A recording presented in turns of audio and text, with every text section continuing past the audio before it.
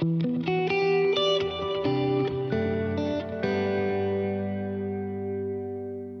everyone. Welcome back to the Israel Connection podcast. I'm Esti Zanati, and this is our first episode on season 3. My next guest is Shahar Cohen. He's an internationally recognized Israeli comedian, content creator, and performer, known for his viral America versus Israel videos. Shahar has built a massive following by blending sharp observational humor with his signature characters, including the beloved Nafar, my life, as people know her. His unique comedic voice bridges cultures, languages, and generations, bringing laughter to Jewish and international audiences worldwide. Shahar, thank you for being here today. Thank you for having me, Esti. So, Shahar, how did this whole comedy thing start with you? Was it something you always dreamed about or like dream of doing, or is it something that came along the way?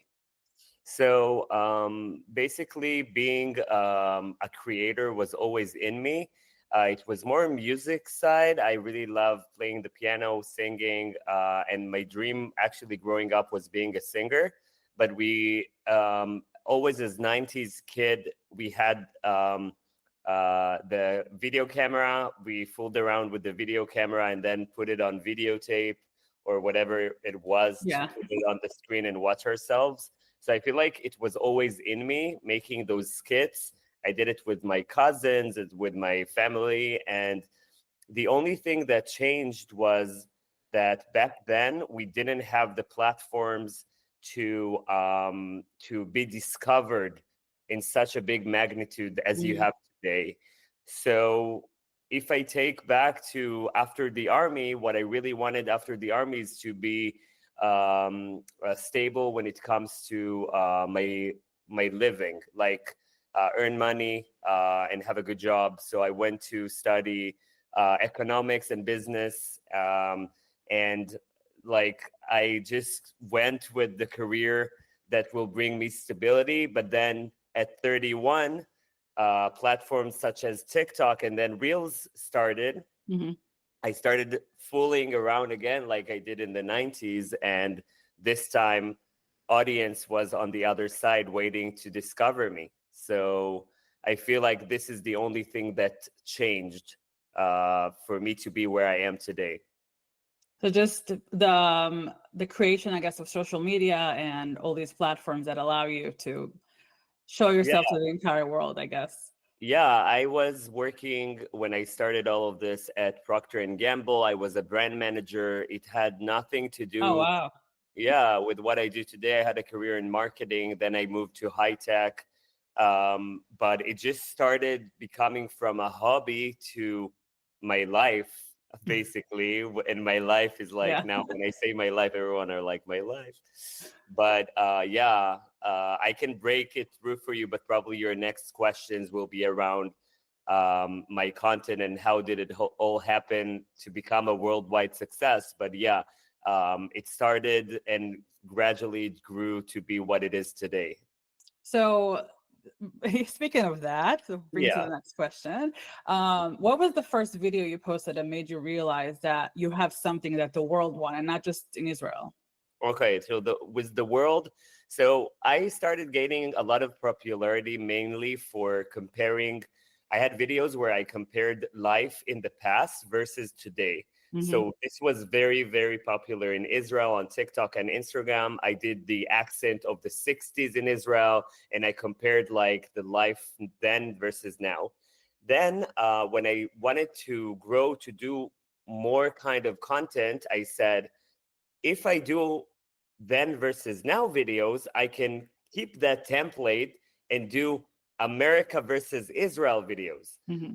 Because I'm an admirer of American culture. I love it. I grew up watching all of the TV shows, but I took it to the next level. I really like America. I taught myself how to speak in an American accent when I grew up. I had nothing to do with America, family-wise, whatever. And then unintentionally, actually, my America versus Israel videos before the war became big in America. And I didn't even mean it, but mutual friends, mutual communities started sending those videos to each other. And then I became big. So this is when I understood that I'm becoming quite international. And then, long story short, October 7 hit. So I took a role as a comedian to explain Israel's point of view and the Jews' point of view in this war. And then it became a worldwide success. So you feel like following October 7th, that's when it really happened for you, around the world, and the Jewish community from around the world just flocked to your page. Yeah, so pre-war beginning America, and then past October 7th internationally. Okay. So everybody who follows you knows the beloved character Nafal, Right. my life. I can switch to an Hebrew accent to be able to identify with him. Oh no, she's great. That's one of my favorite characters online.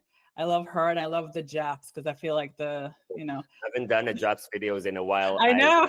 I will do soon. I will come back towards the tour now. Yeah. Yeah. So how did Nafal come about? Like, is she inspired by someone, or is it just a collective of Israeli characteristics or something like that? Yeah, so when I do my videos, when I do the Japs, when I do the American characters, when I do the Israeli character, I have to follow a stereotype, right? Because obviously not all Israelis are like Nofar. Right. But Nofar, first of all, is a really common name for an Israeli girl. That's first of all. It's always like Nofar, Shiran, Sapir. This is like girls that were born in the 80s and 90s mostly. Yeah, I agree. And then it just was born from me, I guess, because I'm an explorer when it comes to people and cultures. So my cousin is very similar to Nofar, and my mother in a way is very similar to Nofar, and people I grew up with and people I hear on the bus. So I feel like when I create a character, it's a mix of many experiences that I had in my life. And I feel like everyone around the world likes and relate to Nofar. And this is what I love about her and it, because people in America say that when they hear her complaining about things, this is how they feel. So what if American people sometimes don't show their frustration because they're more polite, but inside they feel like Nofar is expressing what they feel, or I don't know what. So I feel like in a way I'm making like therapy for people around the world with this character, which I really love. Yeah, I love that she's a teacher. She works in an office. She does flies. everything. She goes all these things. Everything. What's like your favorite thing to do with her? I think The Office Girl is a hit. And it feels the most close to home because I was working at an office for the past 10 years. So gossiping at the coffee corner, trashing about your boss, complaining about employees. This is what I did for a living. So I feel like it's close to home. Yeah. As someone who worked in an office in Israel and in the US, I relate. I know. The Office is a hit, and I will continue doing it for a really long time. It's also like her nuance and the way she talks. It's very Israeli. Like if you have experience working in an Israeli office, this is what it is. We always say about Nofar is it's not only who you are, but the people you like the girl you always see. That's why I call this series That Girl. Right. That girl on an airplane, that girl in the restaurant, that girl, because you always have that girl. Yeah, there's always someone like Nafar around you. It's crazy. So if your characters were real life people, which one would you have been best friends with? Probably Nofal. Probably Nofal, because like she goes to gay stuff and she's very, very confident and fun to be with. And yeah, probably Nofar. She will be my best friend. Yeah, it would be fun hanging out with her.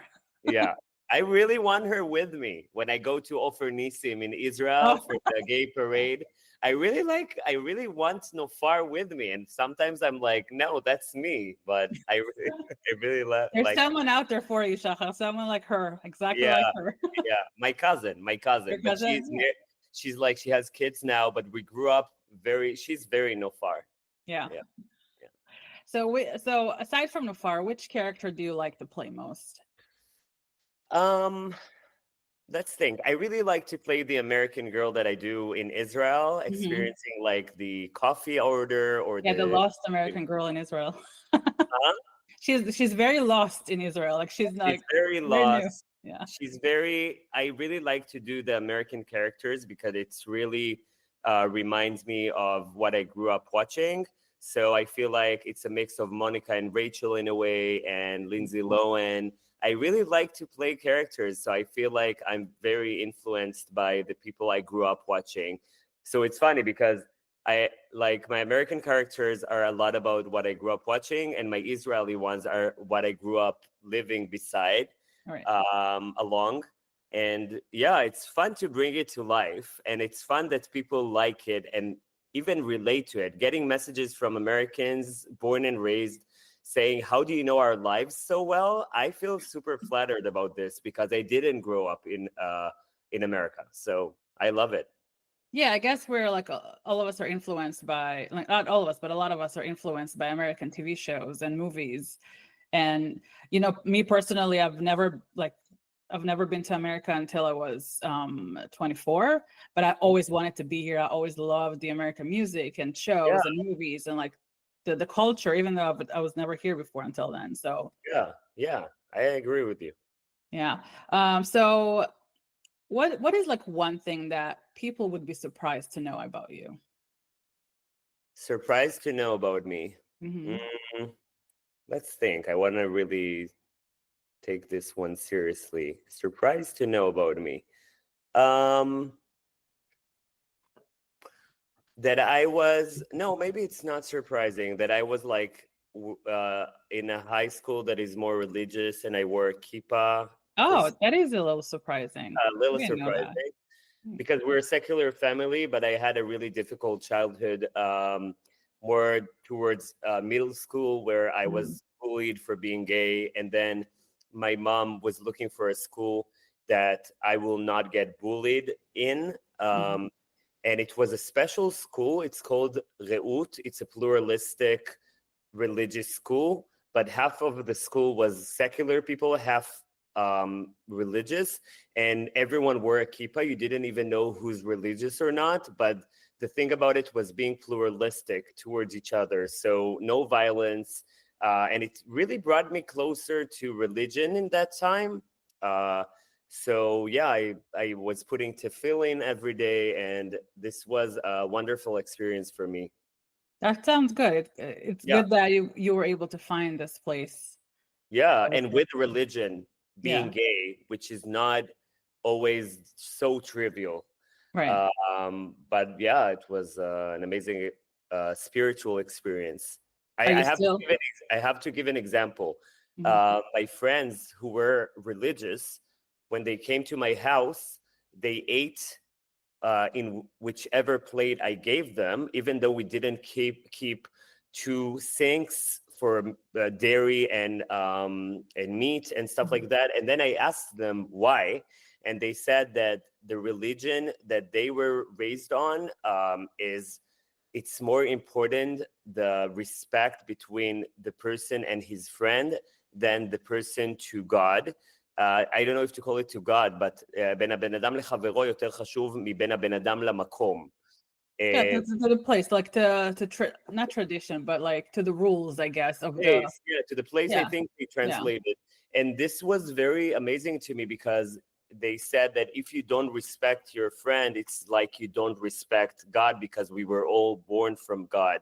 right. So this really touched me, this sentence that my friend taught me. And this is one of my goals, bringing people together, even if you have differences. If we find the common ground, we can all be together and respecting each other. So yeah. Right, that's true. So speaking of people, like what kind of comments do you get from people online? Do you get any mean comments? Do you get any emotional comments, like people tell you that you helped them or anything Yeah. like that? So basically, I like taking like considering everything that is happening with us with the war. So every Jew influencer content creator will get hate in his DMs Yeah. or Mhm. on his videos. So this is one part that I don't even discuss because I'm like, okay, if they want to hate, let them hate. But I get a lot of comments with people saying that ever since October 7th, I helped them like like get a bit of rest to their mind and have a little bit like people in the diaspora, you call it? Yes. Yeah, people in the diaspora, sometimes it's even harder for them than for us because here we have a mess going on, but we live like in a country where, like Yeah, everyone you are. live a day-to-day life, even with Yeah, everything around. Yeah. yeah, and the people in the diaspora are really depressed and sometimes like feeling hated, and they feel like I'm the only one who makes them happy and they're waiting for my videos. So this is very touching. And also I'm getting comments and people that are coming to my shows around the world that are not Jewish, not Mhm. related to Israel, and they're saying they're learning about Israel through me. They discovered me and I changed their opinion over Israel. So I love this. This makes me feel proud waking up in the morning doing what I do. That's amazing. So you were just in Europe, right? Doing Right, a I did tour my over Europe there. tour. Yeah, How was that for you? it was crazy because it had like I did 2 weeks. The first week was 4 shows, Mhm. Sunday, Monday, Wednesday, and Thursday in 4 different countries. So Oh, just wow. imagine performing, flying, performing, flying, performing, flying. And also, I do everything on my own, writing, producing, everything. So I'm going through things um, that are growing me as a human being, like just trying things out and trying my materials, seeing what works in front of hundreds of people. So I feel like I'm going through an amazing journey. And the fact that I'm going from country to country, from culture to culture, Mhm. it's pretty amazing to me. And getting to places that I didn't even imagine I would go to so soon, like Copenhagen and Stockholm. It's like places that you don't normally go to that often, but I performed there. So this is a wonderful experience. And seeing the Jewish community that really needed this makes me really, really happy. That's amazing. Yeah, Aside from the fact that you toured everywhere, the fact that you do everything by yourself, that's incredible. thank So you. did you have any like bad encounters over there? Because you mentioned Copenhagen and Stockholm. There's a lot of Um, anti-Semitism over there. yeah. Um, So to be honest, every event that we do, also in Baltimore, that I'm coming, will be with security. So this is something that is calming me down. We always check the lists to see that people are not intending to do anything. The second thing is I'm not a provocateur. How do you call it? yeah, Provocateur? yeah, Not a provocative person. yeah. I'm not those type of people that asks for the um, like how do you call it? Asks for the um, like I'm not. I bring joy and I Mhm. bring uniting people like Jews and their allies. So it will be really weird if someone will come to a show that is only about making people happy, not being racist, and will try to protest against me only for trying to make people happy. So I want to believe that everything will be okay, and this is my go-to. Yeah, well, that's good. Yeah. So you make so many people laugh. What makes you laugh? So, what makes me laugh? I Mhm. scroll a lot on TikTok. My For You feed makes me laugh a lot. Obviously, TV shows like Friends that I grew up watching and I'm in love with. What makes me laugh? Conversations with my cousin. Life Yeah. makes me laugh. Yeah, so basically all of those things. Yeah, I'm pretty boring when it comes to this. I live very normal life. All right. So we talked about your tour that is about to start in the US, Right, yeah. and you're going to be in Baltimore on September 4th, right, at the Yeah. Gordon Center. So what can people expect from your show? So I feel it's a special show that I created because first of all, it's bringing the character like Nofar that they love so much on the screen. Bringing her on stage is something that excites many people to see this finally live Mhm. after they've seen me on screen all the time.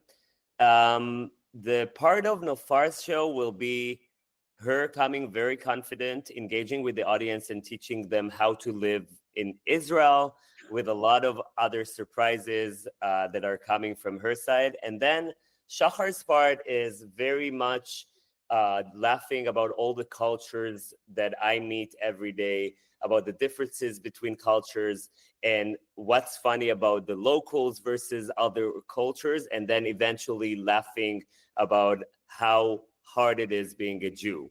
So I feel like it's enjoyable for both Jews and non-Jews, Mhm. and it's something special that I built, and it's going to be amazing, and you can't miss it because coming to Baltimore, I mean, I don't know if I like it's so rare for me. I've never been to bigger cities like Miami. So coming to Baltimore and perform, I feel like everyone needs to be there. So I Yes. expect you guys to come.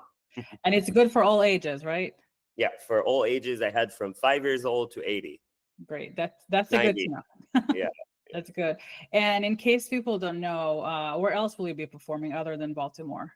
So we have nine announced shows already, and we're about to now announce eight more, I think. Mhm. So all over East and West Coast, we have LA, we have Miami, New York, we will have Boston, Chicago, many countries, many cities in Florida, Seattle, Texas, like everywhere. So best thing to do is to go to my bio in my Instagram, and you have the link tree where you can find all the announced shows. Yep. Okay, and that's where. So, what is your Instagram handle, and where can they get the tickets? Do you have a website? So we have a website that's about to open, but for now it's the link tree that I put all the links in. Mhm. So it's Shahar Cohen 90 is my Instagram, Shahar Cohen 90. And then the bio there, you can find all the tickets. All right. And before we go, I have a little segment. It's called My Favorite Israeli Thing. Okay. So, who is your favorite Israeli comedian of all times? I think Adir Miller. Oh, he's amazing. Yeah, he's He's so amazing funny. and a big inspiration. So you took my next question, but what? Who's my biggest Uh, inspiration? yeah, who's your top Israeli inspiration? No, the answer can change because he's my biggest comedian inspiration. My biggest Mhm. inspiration in Israel. That's a good question. Um, mm, mm, mm, it's a good question. Israeli inspiration. I don't know. That's a good question. Well, I guess we'll go with Adir Miller. I guess that's Yeah, a let's go with Ilya then. Wow, he got a lot of respect here. Yeah, yes. He's awesome though. He's yeah, great. very He's good. so funny, and he's not just a comedian. He's a producer. He's an actor. He does a lot of stuff. He's really good. Yeah, Um, which one is your favorite Israeli comedic character, whether in shows or movies? comedic character. Hmm. Comedic character. Um, like, wow, there are so many different periods of times in the history of Israel because now you have Kupa Rashit, Right. which you have so many characters that are inspiring to me right now. I think I really love I really loved Keren Moore in the 90s with the Hamishia Kamerit. Oh yeah, yeah. Yeah, I think she's great. It's very hard because when you ask about America, I would say it in a second, but when you ask about Israel, it's always hard to remember which TV shows we had that are so big. But I might finish this podcast and say like, "Oh my God, how didn't I say that?" or something. But yeah. Let's leave it with Karen more. I really love her in Kupa Rashit, in Hamishia Kamerit. She's great. Yes, what's her name? The character's name in Kuparashit? Kochava. Kochava. Kochava. Oh Yeah. yeah, she's a very bitter, middle-aged, like Yeah. register woman, yeah, cashier in a grocery store. If Great you don't show. know the show, you got to find it. You got to find it. Yes. So I think I know the answer to this one. Yeah. What is your favorite Hebrew word or expression? And I know it's something. Paisheli. Paisheli. Every day, all day. Yes. In every context. Yes. So lastly, do you have any message to your fans or your listeners who don't know you yet? What do you want to tell them? So I want to tell them that in the past few years, with everything that has been happening to me and to the Jewish community, I feel like my goal is bringing people together and making them happy. I wake up every morning working really hard to shoot videos and edit them for you to laugh. I quit my job to do it full time. So I'm making my dream come true, and coming to see you guys with my shows is my making my dream come true. So I really expect seeing you on this tour that we worked really hard to bring to the US, with everything I've been doing with the artist visa process and everything. And it's finally happening, and I can't wait to see you and give you a hug. All right, Shahar, thank you so much for being here. Thank It's you. been a pleasure talking to you. And everyone, go see Shahar on his shows and follow him on social media. You won't regret it. Trust me. Thank you so much. You were great. Thank you, Esti. Thank you. And thank you all for listening. Until next time.